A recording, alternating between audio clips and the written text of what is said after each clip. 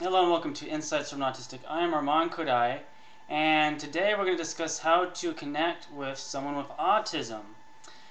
So the big thing now, this video is for, say, if you're a parent, if you're a teacher, if you work with someone in autism in some capacity.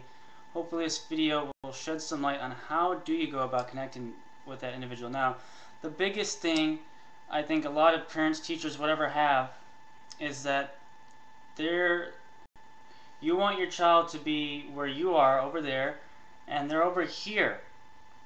And the thing is that you start off over here trying to get them to get to your point of view or whatever.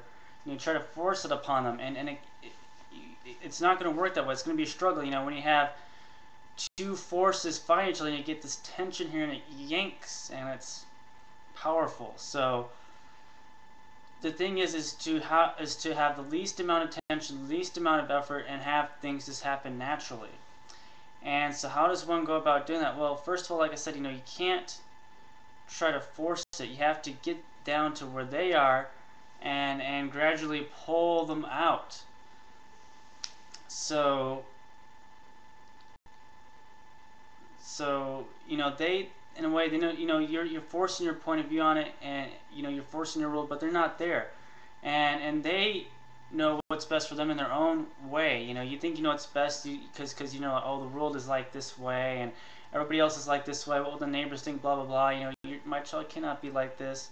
Whatever. You gotta pull aside all of this stuff. You gotta just get rid of it all. You gotta not look at that. You just gotta look at your child for what your child is. You gotta accept your child for what your child is, and beyond that, just let it go. And you think you know what's best, but you're not in their mind. You have to try to get here.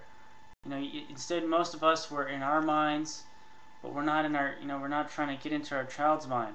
You say, maybe start when your child's doing something, or flap your hands, or watching TV show. Instead of saying, "Oh, what a horrible thing that's going on," "Oh, how horrible they might be feeling," or whatever, because I feel horrible. I feel horrible because they're so different. Why me? Why me? Instead of doing that, say, okay, what is my child thinking right now? What is my child thinking right now? Or if your teacher's like, what is that kid thinking? Try to get into their mind. Try to figure out how they're thinking. Join them in their activity. If they're flapping their hands while watching a TV show, do the same thing. And while you're doing it, try to say, what is it that they're thinking while I'm doing it? Try to, be in their perspective first. So say the child is verbal or whatever. One of the great things that you can do is, people with autism, they love to talk. They have so much to say. The thing is that no one hardly ever listens to them. And so the thing is once you get them talking, just let them keep on talking. They don't yet understand the concept of give or take. That's going to take time to get there. A lot of people with autism have so much to get out verbally, but yet we want to force our own social agenda or whatever we believe. And the thing is that if we let them start talking, guess what? They're gonna like you more when they start talking to you, when they start opening it up. And here's the thing, they might really be into Barbie, and then they start talking about Barbie and they start telling you about these things, and somewhere along the way they're gonna tell you something that is to them a very personal secret to them or something. You might not even realize how personal something is that they tell you, but it actually is personal. And once they start getting really excited with you and stuff, they trust you. And once you earn their trust, then you can start working on making progress. But until then, it's going to be a struggle. So you got to push that aside and earn their trust.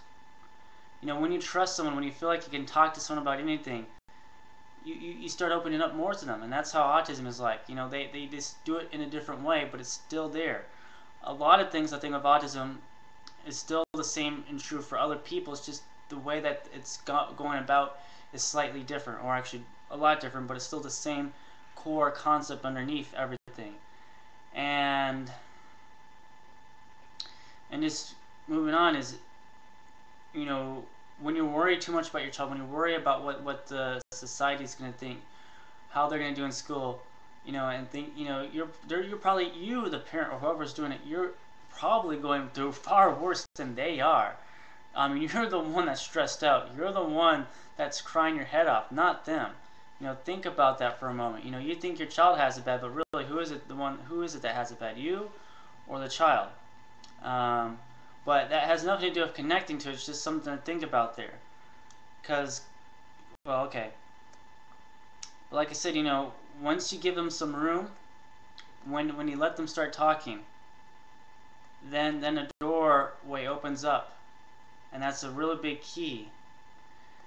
And once they start talking, you can start introducing, and you can start trying to like talk to them a little bit, because they'll be interested now, because they like you now. So you can start talking to them. You can start teaching them about give and take and communication, and you can teach them about sharing a lot of other type of stuff. But it takes time. When you give them, but that only when you give them the chance to do so.